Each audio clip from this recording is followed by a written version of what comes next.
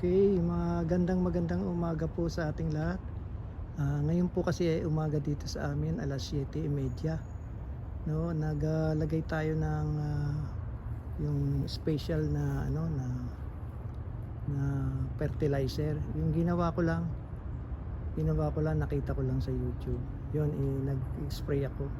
So yan, at pati yung mga sitaw ko kasi parang mayroong mga umagapang na apid ba tawag doon. Oo, yan, no? So ito po yung update ng aking taniman ngayon. So ayan, meron tayong pepper, no? Pepper po yan. Ayan, may kamatis, pepper, tsaka okra. Ayun. Tapos dito po, ayan, may bagong tanim ako na na gulay na naman yan. Ayan, tapos mayroong mga onion sprout, no? Yan naman yung mga okra, no? Tapos mayroon din akong kangkong. Ayun, no? Yung kangkong yung kangkong kasi nakabili sa Asian store. Ayan, yung itananim ko na lang dyan, no? Tapos ito yung aking bagong tanim na na malunggay. Ayan, yung isang puno doon namatay, tinamaan ng woodwalker eh. Nagtanim ulit ako ng dalawa. So ito yung aking mga sitaw. Ito yung sakit ng sitaw. Yan yan. Nabomba ko na yan, no? Binomba ko na ng ano ba tawag doon? Basta pampatay diyan. Tapos tinanggal ko na. Marami na ako nakukuha dito. Siguro may mga 20 piraso na. Nailuto na yung iba eh.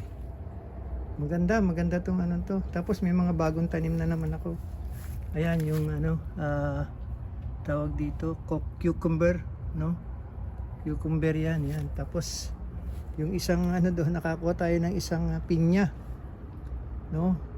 At antamis, grabe, ang liit lang pero antamis.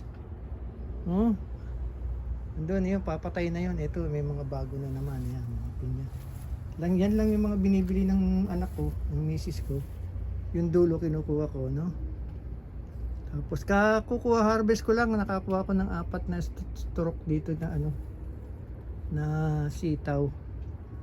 So iniipon muna, no? Ayan, no? Tinatanggal ko yung mga dulo dito sa baba para dun sa taas. Yan, bulaklak na, oh. No? Yan, no? Para dire-diretso, no? Itong kangkong, ito pwede nang harvestin to. No? Pwede nang harvestin tong kangkong na to, oh. Oh, di ba? Ang galing, oh. Kaya lang kailangan niya basang-basa, kaya ang ginagawa ko diyan, dinidiligan ko ng punong-punong tubig. Oh, hangga't hindi napupuno yan, hindi ko tinitigilan. So yan ang aking kangkungan, no? Tapos ito pala yung ginawa ko dito sa sa okra. Tinanggal ko yung mga ubod. Ayan yung dito yung para tumaas, no? Tinanggal ko yun. Ayan, may sumibol, oh. 1, 2, 3 tatlong ito rin, ganun din ang ginawa ko, oh. Ang ganda to, nagsibulan. Ayan, dyan sisimula ang bulaklak yan. Madadami yan ngayon yan, no? 2 puno lang yan, tapos mayroon pa doon yan. Yan, katulad nito, tinanggal ko yung ibabaw, no?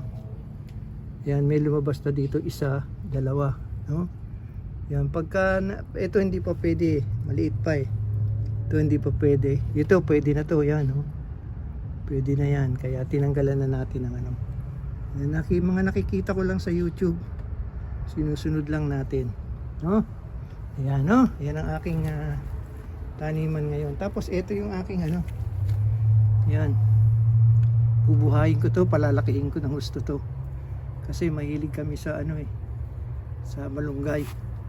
Tapos meron akong tinanim na yan, oh. Yan, alam nyo kung ano yan? Yan ay luya. Kalilipat lang yan, no? Nakalagay sa paso ay ayaw lumaki. Nilipat ko dito. Ayan, siguro mga 1 linggo lalaki na yan. Tapos ayun pa yung isang ayun pa yung isang malunggay, no? Ayos na ayos, no? Yan lang ang ginagawa ko dito pag wala akong no? Yan, no? Yan ang aking taniman dito sa Amerika, no? Yan.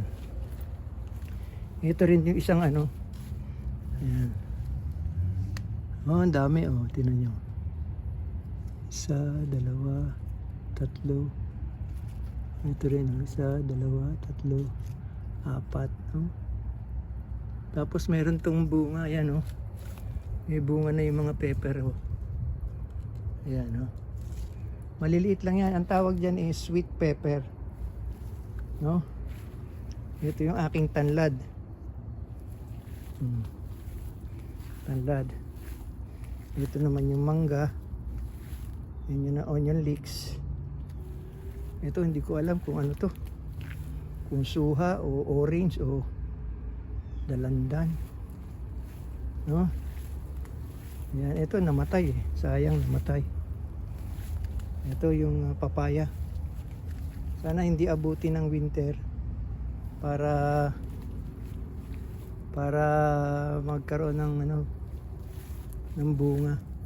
Yan naman yung mangga, Indian mango, no? Sana lumaki din, no? So ayan yung aking yung aking mga taniman. Maliit lang kasi ayaw nung manugang ko, tsaka ayaw nung anak ko na tamnan lahat eh. Mapapagod daw ako. Ayan, maraming salamat po sa inyong lahat. Sana po nag-update ko kayo sa aking mini garden.